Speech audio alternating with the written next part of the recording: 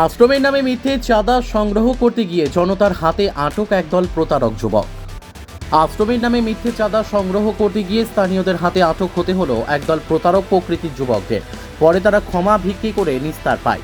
চাঞ্চল্যকর এই ঘটনাটি ঘটেছে মঙ্গলবার দুপুরে কৈলা শহরের নূরপুর জিপির কনকপুর এলাকায়। জানা গেছে, ত্রিপুরার সিপাহীজলা জেলার বিশালগড় মহকুমার অন্তর্গত গোকুলনগরে অম্লানজ্যোতি নামে একটি সেবাশ্রম রয়েছে। এই সেবাশ্রমের নাম ভাঙিয়ে কৈলাসহর সহ ধর্মনগরের কিছু যুবক অবৈধভাবে চাঁদা আদায় করতে ব্যস্ত হয়ে উঠেছে। মঙ্গলবার দুপুরে একদল যুবক যখন কৈলাসহরের কনকপুর এলাকায় অম্লানজ্যোতি সেবাশ্রমের নামে পরিচয়পত্র গলায় ঝুলিয়ে চাঁদার রসিদ হাতে নিয়ে মানুষের কাছ থেকে চাঁদা আদায় করছিল, তখন এলাকার কিছু মানুষের সন্দেহ জাগে। তখন স্থানীয়রা শুভম দেবনাথ সহ মোট 4 জনকে আটক করলেও ঘটনাস্থল থেকে এক যুবক পালিয়ে যেতে সক্ষম হয়। পরে ধৃতদের জিজ্ঞাসাবাদ করলে তাদের কথাবার্তায় অসংলগ্নতা ধরা পড়ে। এতে অবস্থা বেগতিক দেখে উক্ত যুবকেরা এলাকার জনগণের কাছে ভুল স্বীকার করে ভবিষ্যতে এহেন কাণ্ড থেকে দূরে থাকবে বলে প্রতিশ্রুতি দিলে তাদেরকে মুক্ত করে দেন স্থানীয়রা। এইসব প্রতারকদের থেকে সবাইকে দূরে থাকার আহ্বান জানান এলাকার সচেতন মহল। পাথারকান্দি থেকে মলয় কুমার দাসের রিপোর্ট, নববার্তা টুডে। অম্লানজ্যোতি সেবা আশ্রম। আচ্ছা, কিসের জন্য এখানে এসেছেন? আমরা অনাথ আশ্রমের লাগিয়া কালেকশন করাতেছি, মানে একটু সাহায্য নিতে এসেছি, সবার কাছে ঘরে ঘরে গিয়া সাহায্য নিতে এসেছি, ডোর টু ডোর কালেকশন করতে। আপনারা আশ্রমটা কোন জায়গায়? বিশালগড় গোকুলনগর টিএসআর ক্যাম্পের পিছনে, আগরতলা বিশালগড় গোকুলনগর টিএসআর ক্যাম্পের পিছনে। আপনারা এখানে কয়জন আইছেন? আমরা টোটাল আইছি 5 জন। আসার পরে কি হয়েছে এখানে? আসার পরে আমরা তো 5 জন 5 সাইডে আলাদা আলাদা হয়ে গেছি, 2 জন করে গ্রুপ, একজন আসলো সিঙ্গেল। ঠিক আছে, সিঙ্গেল যে আসলো আমরা তারেও পয়েন্টে ছাড়িয়ে দিছি, সামনের পয়েন্টে ছাড়িয়ে দিছি, আর আমরা 2 জন এই সাইডটা কভার করছি। 10% ডাইন সাইড।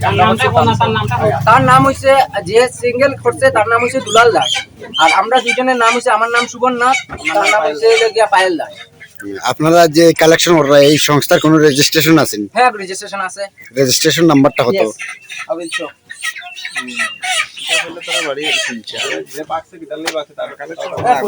আগে রেজিস্ট্রেশন নাম্বারটা দেখতে পাইলাম এতিমখানার নাম করিয়া প্রত্যেক বাড়ি বাড়ি একজন ভদ্রলোকে কালেকশন করতেছে। তো আমরা এতিমখানা সবাই মিলে এতিমখানার নাম শুনিয়ে সবাই সাহায্য করে যার সামর্থ্য অনুসারে।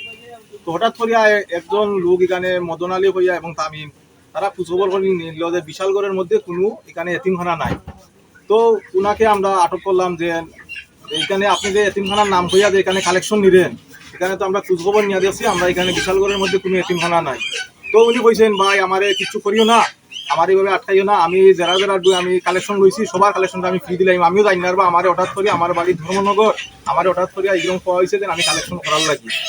তো আমি বলছি ঠিক আছে, তোমার কেউ কিছু করতো না, এখানে তুমি যারা কালেকশন লইছো প্রত্যেকের বাড়িতে টাকাগুলোকে ব্যাক করিয়ে দিয়া দিয়া তুমি তোমার এই কনকপুর থেকে তুমি যাও গিয়ে এখান থেকে। তো উনি দেখলাম 2 জন যে টাকা ব্যাক করছে করিয়া একজনের বাড়িতে ঢুকছে, ঢুকার পরে উনি বাড়ির পিছন দিকে উনি ফালিয়া গেছে। তো ওনার সঙ্গে যে আরো আমাদের পশ্চিম প্রান্তে, রাস্তার পশ্চিম প্রান্তে পাড়ার মধ্যে যে লোকগুলো আছে, আরো 2টা ছেলে আছে, এলাকার মানুষ ওনাদেরকে আটক করছে। যে যখন মিথ্যা কথা কইয়া যখন এলাকার মানুষদের বোকা বানাইয়া যখন কালেকশন করিয়া নিয়ে গিয়া, তাহলে ওরা যে কালেকশন করতেছে যে পশ্চিম প্রান্ত থেকে ওরা আটক করিয়া আনো, ততক্ষণ পর্যন্ত আজির না করা হয়েছে, তখন এদেরকে ছাড় দেওয়া হয়েছে না। এবং সম্পূর্ণ ডিটেলস তারা যে কালেকশন করে এই আশ্রমে, কেউ করে আশ্রমের নাম করিয়া, কেউ করে এতিমখানার নাম করিয়া, তো বিষয়গুলো সত্য কি আছে কি মিথ্যা আছে তা যাচাই করার লাগে আমরা এখানে মিডিয়ারও ডাকছি, বা আমরা হয়তো এদেরকে আইনি আশ্রয় আমরা হেফাজতে দিয়া দিব, যে আইনি সঠিকভাবে তদন্ত করে ওনাদের রেজিস্ট্রেশন ঠিক আসেনি, ওনারা কালেকশন যে করতেছে, মানুষের যে তহবিলটা সংগ্রহ করতেছে ওটা সঠিক আসেনি, এই বিষয়গুলো নিয়ে আমরা ওনাদেরকে আটক করছি। এর জন্য আপনাদেরকে আমরা আমন্ত্রণ জানাইছি।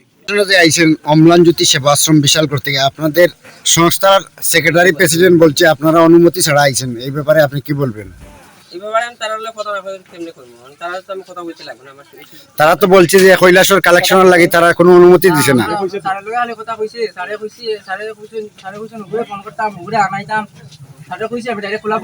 তারা দুলালের লেগে আপনার রাখছে, দুলালে মিথ্যা কথা কইয়া কালেকশন করছে, তার কাছ থেকে টাকা 2-1 রিটার্নও করছে, তারপরে তারা একটাই শুনে বাকি। এখন আপনারা সংস্থাতে কইছে তারা যে আপনারা কৈলাসর কালেকশনের কোনো পারমিশন নাই বা অনুমতি দিছে না। এই কালে কৈলাসর না all Tripura collection all Tripura কৈলাসের কালেকশনের ব্যাপারে তারা কিছু জানে না। আজকের ব্যাপারটা আজকেও জানে তারা, আজকে যে আইসি সকালবেলা পাইছি এটা আজকে তা সংস্থারে না জানে আপনি কিভাবে কালেকশন হইল? সকালবেলা কালেকশন যখন জমা দেওয়া হয় তখন তারা লয় কথা হয়। তারা তো হয়েছে এই ব্যাপারে আমরা কিছু জানি না, আমরা কোনো কালেকশন কৈলাসের না। সংস্থার প্রেসিডেন্ট সেক্রেটারি আপনারা যে নাম্বার দিয়েছেন এই নাম্বারে যোগাযোগ করছি তারা। ওখানে তারা কি জানলে খরচা আমি তার লগে ডাইরেক্টলি কথা কইতে লাগবে আবার। আপনারা কোনো ধরনের টর্চার করছেন কেউ? না না তে কি হয়েছিল ঘটনাটা? আমরা অমলান জ্যোতি সেবা আশ্রম থেকে অনাথ আশ্রম থেকে কালেকশন আইছি, প্রতি বছরই আই, এই এরিয়া তো প্রতি বছর আই, আজকে প্রথম আই তা না, প্রতি বছর একবার হয়। কিন্তু আজকে তা আমার সঙ্গে একজনে ক্যানের বাইদের সাথে কি উল্টা পাল্টা কথাবার্তা হয়েছে আমি এখনো জানি না, এখনো আমি জানি না। এই টিমটা আমি চালাই। ওরা আপনার সাথে যে একজনে 2 নম্বরে কাজ করছে এই ব্যাপারে আপনি কি বলবেন? হেরে সামনে আনতে লাগবো আমার, আর নিয়ে আমি তার ধরতে লাগবো, ধরি আমি হ্যাঁ যেখানে যাক আমি ধর্ম হ্যাঁ এটা তার নিয়ে আশ্রমে যাইবো, আশ্রম তারা শাস্তি দিব। আপনি এইখানে সিনিয়র হিসাবে মানে আপনারা এই এলাকার মানুষকে কি কইবেন?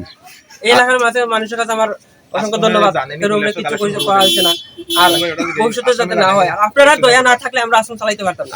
আশ্রমে তো আজকে যে কালেকশন কৈলাস করা জানে না, আজকে জানে এটা বলতে আমরা প্রতিদিন হাফ ডেট দেওয়া লাগে, প্রতিদিন। না এখন পর্যন্ত কৈলাসের কালেকশন করছেন বলিয়ে তারা জানে না, তারা কইছে। না আজকে আসছি প্রথম দিন, দ্বিতীয় দিন চলে যাচ্ছে। না কালকে তো করছেন ফল্টিতে, কালকে তো ফল্টিতে করছেন। দ্বিতীয় দিন চলে। ক্লিয়ার কোন আজকে যে কৈলাসর কালেকশন দাইটা জানেনি। না